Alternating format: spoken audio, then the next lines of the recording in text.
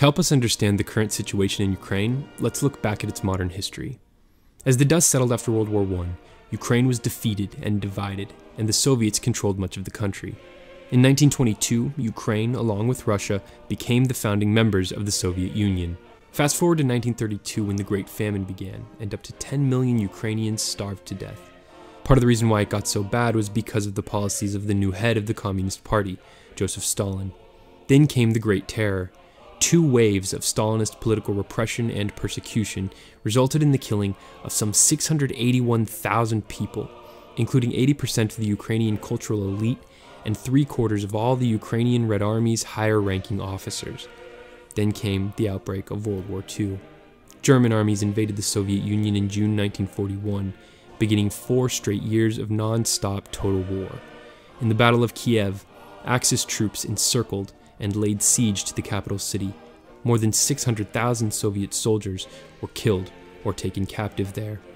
The total losses inflicted upon the Ukrainian population during the war are estimated between 5 and 8 million, including over 500,000 Jews killed by Nazi death squads. More than 700 cities and towns and 28,000 villages were destroyed. Material losses comprised an estimated 40% of Ukraine's national wealth. But Ukraine bounced back and its economy boomed. Industrial output doubled from 1940 to 1955. Before long, Ukraine was a European leader in industrial production and an important center of the Soviet arms and high-tech research industries.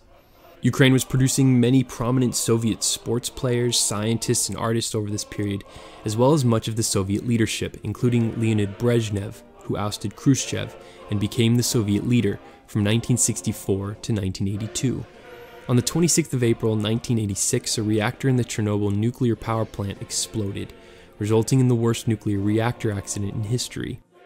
The Soviet Union began to break apart under the weight of the War of Laws, which was the constant conflict between the Soviet federal government and its various republics, who were each seeking greater autonomy.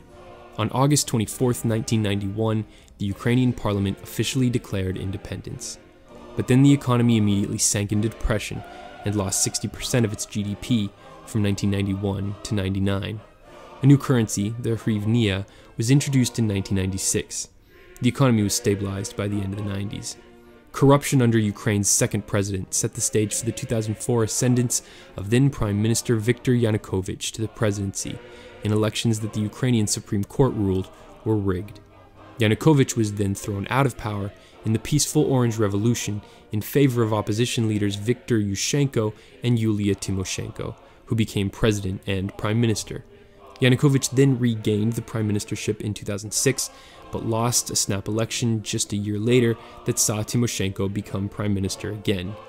This map of those 2007 election results showed just how divided Ukraine is politically. Then came the January 2009 natural gas crisis, in which Russia stopped supplying gas to Ukraine in the middle of winter. Since Ukraine is itself the main supply route to much of Europe, this was a pretty big problem. Tymoshenko eventually signed an agreement to reopen the pipes, but not before Ukraine incurred major economic losses. As a result of the political fallout, Yanukovych, who just does not go away, was elected president again in 2010. And in October 2011, Tymoshenko was sentenced to 7 years in prison for abuse of office because she signed the natural gas deal with Russian President Vladimir Putin. In 2012, the European Union and Ukraine began negotiations for it to join the 28-nation group. President Yanukovych urged the parliament to adopt laws so that Ukraine would meet the EU's criteria. But Russia does not want this to happen, and responded by starting a trade war that resulted in a 10% decline in Ukrainian export revenue from the previous year, or $1.5 billion in losses, bringing us to the 3-month-old Euromaidan protests, which began at the end of 2013, when Yanukovych, who was feeling the economic pressure, abruptly suspended efforts to join the EU.